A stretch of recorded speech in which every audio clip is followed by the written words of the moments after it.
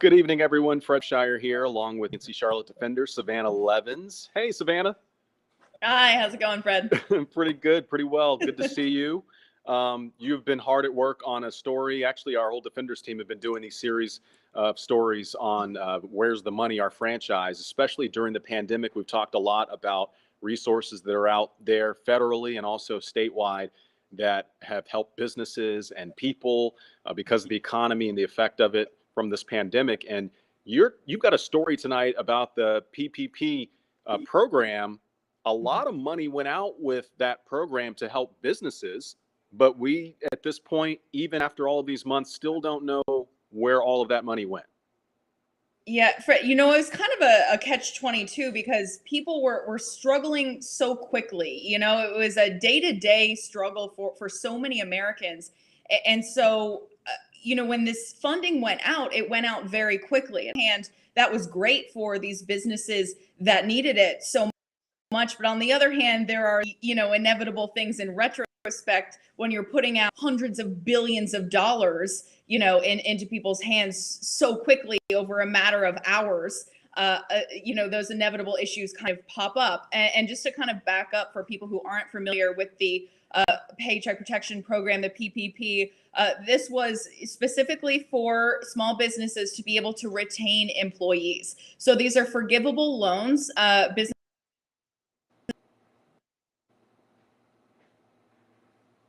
Businesses had to apply for these loans through their bank. And the other issue was that they had to self-serve in by themselves, these business owners. And they said, I have X amount of employees, and that's how the money was allocated. And I'm going to use it to retain employees. And then you can get it 100% forgiven if you use that money to pay your employees and keep them on the payroll. So just for people who aren't super familiar with the PPP, that's essentially what it was rolled out as. We're talking $520 something billion that went into this program nationally. Over 100,000 And businesses. the thing about that money too, it's a ton of money. The thing about it is it didn't all necessarily, there were still lots of people who lost their jobs, even though this money went out.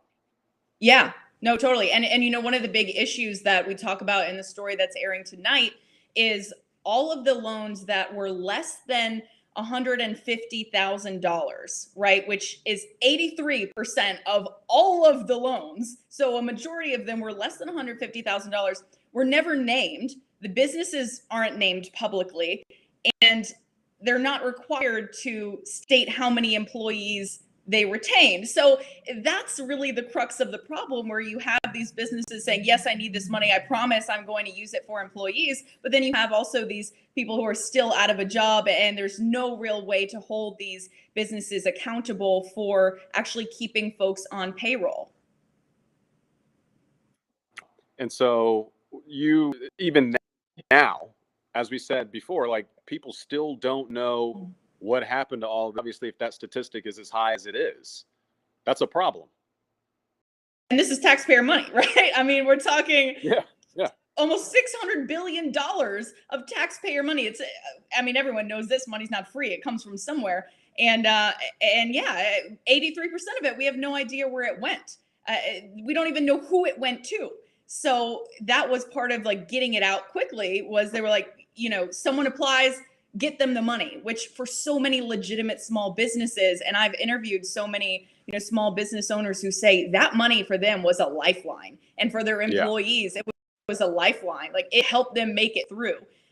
But it also opened the door for people to not only commit fraud in the sense that they could use the money really willy-nilly, but also get away with it. Because in retrospect now, how does the government agency look back and pursue hundreds of billions of dollars of fraud cases? That in itself is expensive. Yeah, I know what my most surprising thing has been about this particular headline concerning this program. I'm wondering if there's something that stuck out with you as you were going through the story that you're like, wow, like, it's unbelievable. Yeah, Something I did was I reached out to all of the local businesses, Charlotte area businesses that received the highest level of loan, which was $5 to $10 million. And all I asked was, can you confirm that you retained employees? That's all I asked. I asked, how much money did you receive? And can you confirm you used that money to retain employees? Fred, there were 15 of them in the Charlotte area that received $5 to $10 million. Guess how many replied confirming they had retained employees? I don't. 2. 2 out of 15. Yes. 4 said no comment, explicitly no comment. The rest never replied. And we're not talking about, I didn't give them only a day to reply. I give them weeks to respond and let them know that we were doing this investigation. And really, again, we're getting back to the crux of the issue where I can't get answers, let alone the government can. They can put a whole lot of money into chasing down these fraudsters. And the Department of Justice is doing that on the highest level right now. People who created blatantly fake companies. There are a few cases of people using PPP funds to buy luxury cars, homes, going out to strip clubs and spending the money on that. And those are the blatant, people spending $20 million on luxury cars that the Department of Justice is going after. But I do interview someone in the story that's airing tonight and I think it was the thing that struck me most, that said, if you're fraudulently using $100,000, you got away with it. Wow. Yeah. Wow. Yeah, I was going to say, like, for me, and again, I didn't do your story, but just as a news consumer, I'm just surprised that the government would release so much money without the oversight. Mm-hmm. That raises a red flag altogether, that you're releasing this kind of money without any way of tracking or having oversight of it. It's just surprising, especially when we're in a situation, there are people who lost their jobs. This is a Paycheck Protection Program that's supposed to go directly to businesses to support those checks in this time when business was slow. And there were still, people who lost jobs, stimulus package that Congress still has yet a second one. They still have yet to realize that there's no oversight when you're dealing with that kind of money. But wow, yeah. to be able to get that price point, $100,000 plus, in that ballpark, and to be able to get away with fraud is boggling. Yeah. And, I guess, Fred, you can think about it like this. I mean, think about how long people have been waiting for a second round of help and how many people are struggling and can't make it day to day. I mean, the homelessness rate is rising exponentially. People are still struggling. So you look at it and it's like, I can't believe it was rolled out so quickly. But at the same time, I mean, so many people needed it. Like, they couldn't wait for the bureaucracy to figure out every single element of this and wait months and months for that money to go out. I mean, we're talking April when this was launched. That was the height of everything was closed. Everyone was at home. Not everyone can afford to go months without a dime coming in, let alone, weeks, even days. Most people can't. So exactly. Yeah. You say, I can't believe it, but at the same time, it helped so many. But yeah, now in retrospect, I think, the experts I spoke with are really saying, in retrospect, we didn't do it the best way. And also, to your point, it's delaying now the second round of funding, because Congress is now looking at this like, now there's questions of fraud. Maybe we shouldn't approve a new round. And that's hurting legitimate small business owners who really need more help. Wow. It is just rough out there. And I think it's going to be a really eye-opening story that you have tonight. Looking forward to seeing it. For those folks who are still on, or if you're just now joining us, Savannah Levins Defenders has a story on tonight on WCNC Charlotte after the football game, because we're going on a little late tonight. But that story about the Paycheck Protection Program and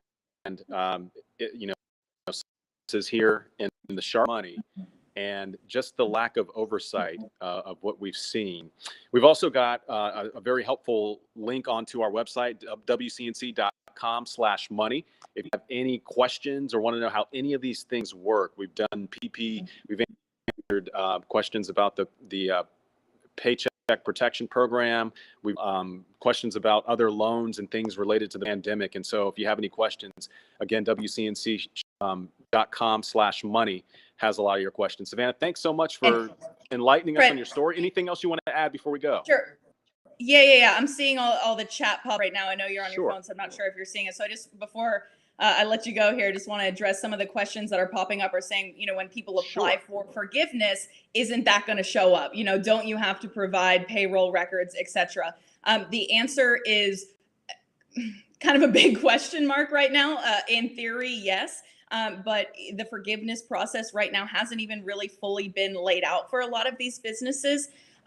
For those who received less than $150,000, it is going to be pretty simple for them to apply for forgiveness. Those who received higher level of loans, yes, will have to provide documentation, of their employees and things like that.